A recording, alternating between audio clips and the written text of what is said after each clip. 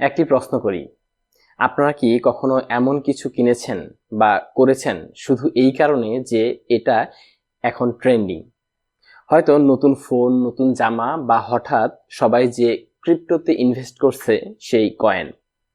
আমরা অনেক সময় বুঝতেই পারি না এই ট্রেন্ড ফলো করতে গিয়ে আমরা আসলে কত বড় খরচ করে ফেলেছি। আজকে আমি আপনাদের সাথে খুলে বলবো ট্রেন্ডের পেছনে দৌড়ানোর লুকোনো খরচগুলো নিয়ে। আসলে ট্রেন্ড মানে কি? কোনো কিছু হঠাৎ ভাইরাল হয়ে গেল, সবাই সেটা করছে, আমরাও করি। যেমন একটা গান ভাইরাল হলো, একদিনেই হাজার হাজার ভিডিও। একটা নতুন ফোন বের হলো, সবাই লাইন দিচ্ছে। কিন্তু মনে রাখবেন, যা আজ ট্রেন্ড কাল সেটাই কেউ ব্যবহার করবে না। এবার কিছু উদাহরণ দিই। ধরুন ফ্যাশন, প্রতি মৌসুমে নতুন কালেকশন আসে, আমরা ভাবি ওহ, এটা না কিনলে পেছন পড়বো, কিনে ফেলি, কিন্তু কয়েক মাস পর সেই জামাটা আলমারিতে পড়ে থাকে। এবার টেক গ্যাজেট, নতুন ফোন বের হলেই আমরা পুরনো ফোন ফেলে দেই, অথচ আগের ফোন কোনো সমস্যা ছিল না, নতুন ফোনটা শুধু দেখানোর জন্যই কিনলাম। ইনভেস্টমেন্টের ক্ষেত্রেও আমরা একই কাজ করি।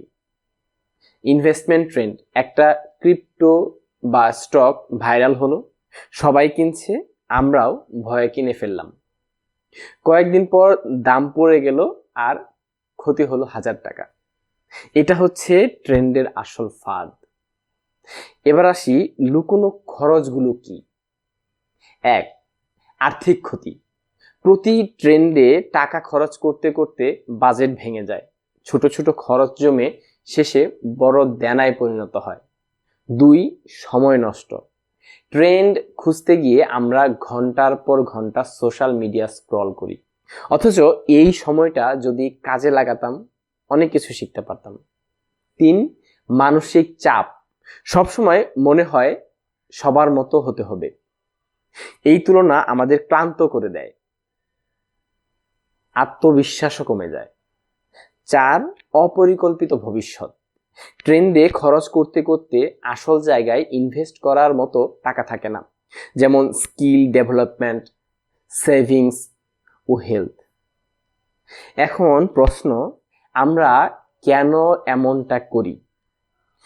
কারণ অন্যরা করছে, সোশ্যাল প্রুফ, ফোমো, আমি না করলে হয়তো মিস হয়ে যাবে। ব্র্যান্ডগুলো বিজ্ঞাপন দিয়ে বোঝায় এটাই এখন দরকার। আর একটা বড় কারণ হলো আমরা তৎক্ষণাৎ আনন্দ চাই, ফিউচারের কথা ভাবি না।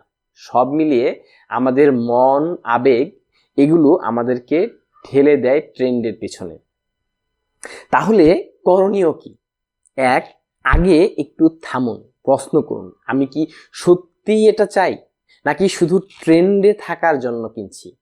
দুই, বাজেটের মধ্যে থাকুন, 50-30-20 রুল ব্যবহার করুন।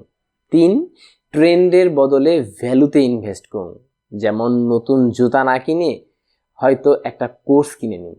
চার, সোশ্যাল মিডিয়ার চাপ কমান, স্ক্রোলিং কম হলে ট্রেন্ডের লোভ কমবে। পাঁচ, সবসময় লং টার্ম চিন্তা করুন, 1 বছর পর কোন জিনিস আপনাকে ভ্যালু দেবে সেটাই বেছে নিন। ট্রেন্ড ফলো করা খারাপ কিছু না, কিন্তু অন্ধভাবে ফলো করলে এর লুকোনো খরচ আমাদের জীবনকে দুর্বল করে ফেলে। তাই ট্রেন্ড ধরুন, কিন্তু সচেতনভাবে, যেটা সত্যিই আপনার জীবনে ভ্যালু যোগ করে, শুধু সেটার পেছনেই সময় আর টাকা দিন। আপনারা কমেন্টে জানাবেন কোন ট্রেন্ডে আপনার সবচেয়ে বেশি টাকা নষ্ট করেছেন। ভিডিও ভালো লাগলে লাইক দিন, বন্ধুদের সাথে শেয়ার করুন। ধন্যবাদ।